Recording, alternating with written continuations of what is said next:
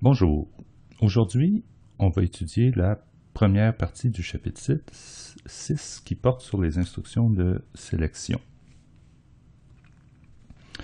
L'objectif de ce chapitre-là, c'est d'apprendre à utiliser les instructions if-else et l'instruction switch, qui sont les deux instructions de sélection disponibles dans Java. Donc, pour être capable d'utiliser ces instructions de sélection, il faut être capable de rédiger, d'écrire des conditions. Et pour ça, on va regarder les opérateurs de comparaison numérique et les opérateurs booléens. Donc, comme on l'a vu dans les chapitres précédents, un programme informatique s'exécute de façon séquentielle. Donc, ça veut dire que les instructions sont exécutées les unes après les autres. On part du haut, puis on descend jusqu'en bas, jusqu'à la fin du programme. Les instructions de sélection vont nous permettre qu'une séquence d'instructions soit exécutée seulement si une condition est respectée. Donc, on va écrire une condition. Si cette condition est vraie, on exécute certaines instructions. Si cette condition est fausse, mais là, on va exécuter d'autres instructions.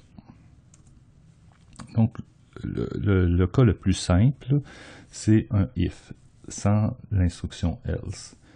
Donc, si on regarde en Java comment on va écrire un if, l'instruction if, c'est if. Entre parenthèses, on va écrire une condition.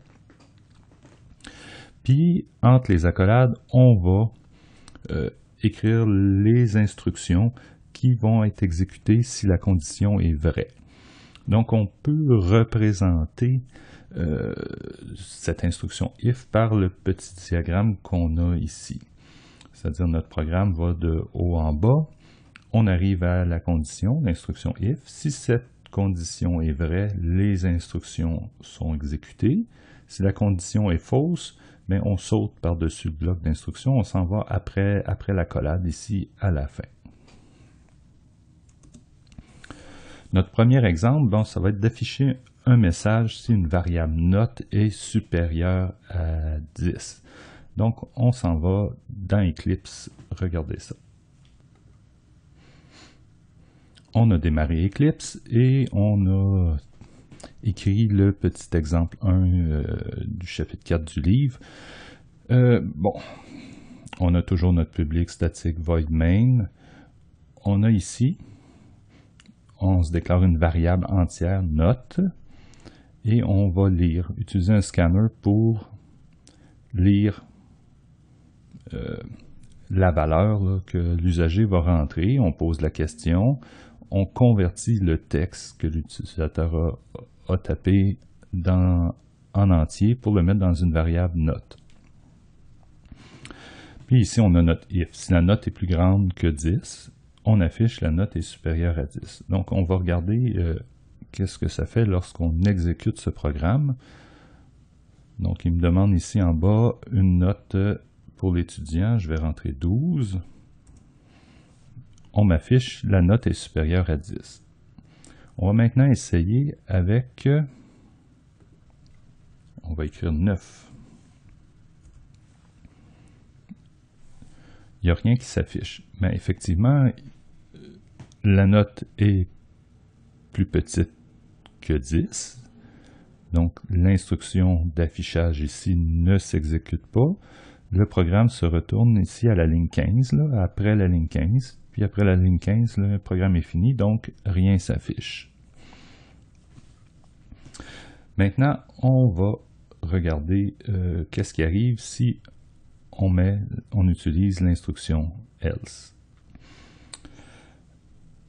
Donc, si on ajoute l'instruction else au if, donc on va se retrouver maintenant avec deux blocs. Donc, on a l'accolade qui délimite le bloc 1 et ici la paire d'accolades qui délimite le bloc 2. On a notre condition, toujours pareil. Puis on a ici le else qui est associé au if qui est là juste avant. Donc si ma condition est vraie, j'exécute le bloc d'instruction 1. Si ma condition est fausse, j'exécute le bloc d'instruction 2. Donc, on peut représenter ça par le diagramme suivant ici, là. Donc, on a une condition. Si c'est vrai, ben, ça passe par le chemin de gauche. Ça exécute les instructions du bloc 1. Une fois que les instructions du bloc 1 sont exécutées, ben, ici, là, à la ligne 3, là, c'est la fin, ben, on saute après la ligne 6. Si la condition est fausse, on s'en va exécuter les instructions du bloc 2. Donc, on va sauter les instructions du bloc 1 pour aller au bloc 2 directement exécuter les instructions. Puis quand c'est terminé, ben, on se retrouve à la ligne 7. Donc, si on retourne à notre petit exemple de note, notre deuxième exemple du livre de note qui doit être supérieur à 10 ou égal ou inférieur à 10. Donc, on va afficher cette fois deux messages. Donc, on retourne à Eclipse. Donc, on a ici notre exemple 2 du livre. Même chose, on a ligne 6, 7, 9, 10 qui nous permet de déclarer une variable note et de saisir de l'information. L'usager va taper une note. Cette fois-là, on remarque notre if-else. On a une condition qui est toujours la même, note plus grand que 10, qui affiche un message, la note est supérieure à 10. Sinon, donc si la condition est fausse, j'exécute l'instruction qui dit la note est égale ou inférieure à 10. On essaye, même exemple que tout à l'heure, on met 12. Bon, là, la note est supérieure à 10, on s'y attendait. Si je recommence, et cette fois je mets 9 ici en bas. Maintenant j'ai un message, la note est égale ou inférieure à 10. Donc ce qu'il nous reste à voir, c'est regarder comment on construit ces conditions. Les conditions sont construites à l'aide d'expressions booléennes. Les expressions booléennes sont composées d'opérateurs de comparaison numérique ou d'opérateurs booléens. Bon, les opérateurs de comparaison numérique ou les opérateurs booléens retournent un résultat qui est vrai ou faux. Donc, on appelle ça un résultat logique. Contrairement aux opérateurs arithmétiques qui vont retourner un chiffre, 1 plus 1 égale 2, mais un opérateur ou une expression booléenne, ça ne retourne jamais un chiffre, ça retourne tout le temps vrai ou faux. Donc, mes opérateurs de comparaison numérique, c'est comme en maths, c'est le plus petit, le plus grand, strictement supérieur à, plus petit ou égal, supérieur ou égal, égal. Là, on fait bien attention, le égal, c'est deux égales. Un seul égal, c'est l'opérateur d'assignation. L'opérateur de comparaison numérique égal, c'est égal, égal. Puis différent, qui est point d'exclamation, égal. On va avoir nos opérateurs booléens. Pareil comme en mathématiques, on va avoir le complément logique, qui est le point d'exclamation. On va avoir le « et » logique, qui est comme ceci. Et on va avoir le « ou » logique, qui est deux barres verticales. Donc, dans le livre, il y a des exemples qui utilisent les opérateurs booléens et les opérateurs de comparaison.